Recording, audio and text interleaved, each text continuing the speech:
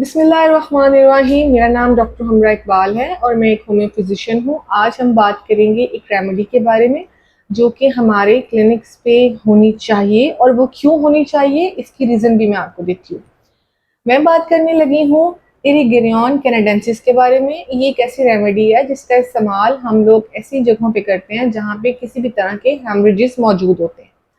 इरिगिरियन canadensis basically एक north American based plant है जिसका इस्तेमाल किया जाता है फ्लावरिंग डेज में पूरे पौधे का, और इससे हम अपना टिंचर देन हम इससे अपनी पोटेंसाइजेशन करते हैं और देन हम इसकी जो डायनामिक पावर्स हैं उसको अनलॉक करते हैं।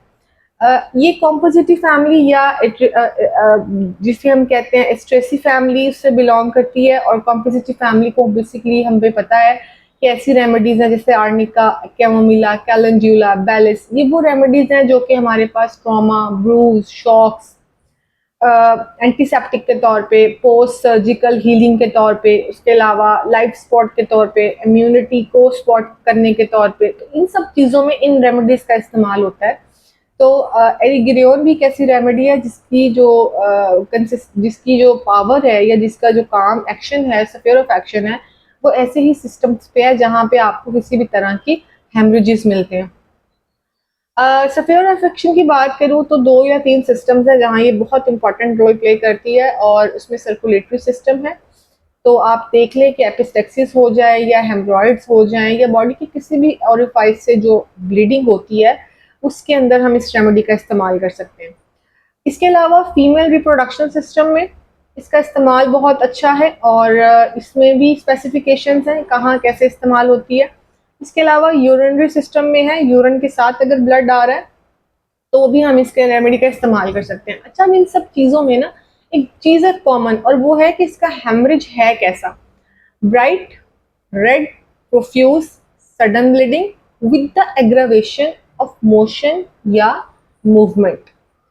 इसकी एग्रावेशन मोशन और मूवमेंट के साथ है। अगर ऐसा है तो दिस इज योर रेमेडी, आप उसको वो इस्तेमाल करवा सकते हैं।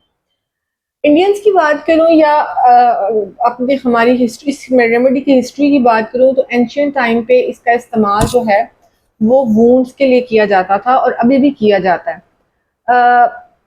पर्सनल मेरा वॉन्ट्स को लेकर इसके साथ कुछ ज़्यादा कोई एक्सपीरियंस नहीं है। मेरा पर्सनल एक्सपीरियंस इसके साथ फीमेल्स को लेकर है, वहाँ इसका बहुत अच्छा इस्तेमाल है।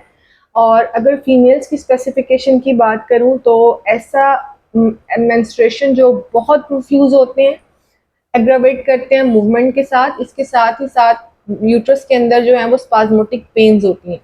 अच्छा, इसके अंदर मैं एक और चीज़ बता दूं, जब आपके पास फीमेल मीनोपॉज फेज में आती हैं या क्लाइमेटिक चेंजिंग्स में आ रही होती हैं, उसके अंदर जो यूट्राइन ब्लीडिंग है वो लाइक फ्लडिंग होती है, इतनी ज़्यादा होती है, और ये पेशेंट एक स्टेटमेंट देता है जो अक्सर कुछ इस तरह का जुमला होता है कि डॉक्टर साहब जब मैं चलती हूँ या मूवमेंट करती हूँ तो मेरी जो मेंसेस की ब्लीडिंग है वो बढ़ जाती है।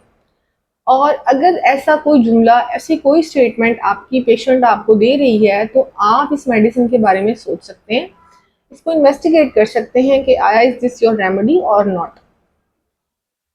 अगर मैं बात करूं इसकी जनरल जो हमारी हेमरेजेस हैं जैसे कि हेमरॉइड्स हैं, हेमरॉइड्स में भी इसका इस्तेमाल किया जा सकता है।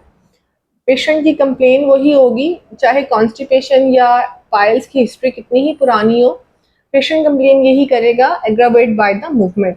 अच्छा, इसमें मैं एक चीज़ बता दूं, अभी तक जो मैंने आपसे बात की इसमें लग ऐसे रहा है जैसे it's a acute remedy. No, it's not an acute remedy, ये क्रॉनिक रेमेडी है। अच्छा, क्रॉनिक क्यों है? क्योंकि देखें इसके अंदर जो मियास्मेटिक बैकग्राउंड है या मियास्मेटिक ट्रेट्स आ रहे हैं वो साइकोटिक आ रहे हैं, और गनोरियल अफेक्शंस मौजूद हैं। मैं गनोरियल अफेक्शंस की जब बात कर रही हूँ तो it's a definition of homeopathy, क्योंकि हम गनोरियल अफेक्शंस का मतलब एक डिजीज नहीं लेते जैसा कि एलोपैथ्स लेते हैं या वो सिस्टम लेता है। हम लेते हैं it's a environment of the body के बॉडी के अंदर इस किस्म के ट्रेट्स आ चुके हैं, अब आपकी बॉडी साइकोटिक मियाज या गनोरियल अफेक्शंस पे जा चुकी है, तो वहाँ इस रेमेडी का बहुत अच्छा रोल है।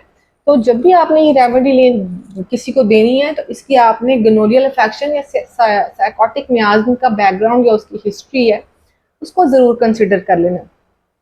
अगर मैं बात करूं कि इसके कंपैरिजन्स में मेरे पास क्या क्या मौजूद है क्लिनिकली, अगर जो रेमेडीज़ हमारे पास मौजूद हैं उसमें मिलीफोलियम है, फॉस्फोरस है, इपिकॉक बहुत अच्छी रेमेडी है हेमरेजिस के लिए। इसके अलावा सबाइना है, हेमामेलिस है, और मीनोपॉज फेज में या क्लाइमेटेरिक चेंजिंग्स में मेरे पास जब पेशेंट्स आते हैं तो मैं अक्सर एरिगिनोन हेमामेलिस में, हेमामेलिस मिलीफोलियम में और सबाइना जैसी रेमेडीज़ के अंदर अपना पेशेंट कवर कर लेती हूँ। Thank you. This is all about the एरिगिनोन, जो कि मेरे एक्सपीरियंस में भी आई।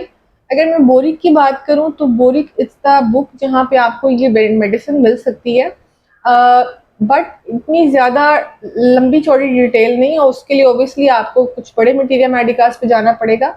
और बोरिक की पोटेंसी के हवाले से बात करूँ तो पोटेंसी में बोरिक ने इसको लोअर पोटेंसीज में ही रिकमेंड किया है।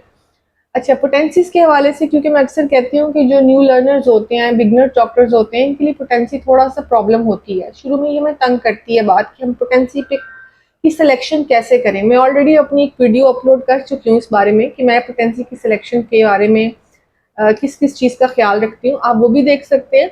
एज वेल एज आप बोरिक को भी की सजेशंस भी ले सकते हैं। बोरिक के सजेशंस काफ़ी अच्छे हैं, हेल्पफुल हैं, काफ़ी यूज़फुल हैं, और उसमें चांसेस कम हैं किसी भी तरह की रेमेडी एग्रावेशन के और कोई भी नुकसान या साइड इफ़ेक्ट्स के। ओके, सो अगर आपको मेरी आज की वीडियो अच्छी लगी है और इसमें आप आगे कोई रेमेडी को देखना चाहते हैं, मेरे साथ डिस्कस करना चाहते हैं, तो प्लीज़ मुझे मैसेज करें। इसके अलावा प्लीज़ शेयर करें, subscribe and like. Thank you so much.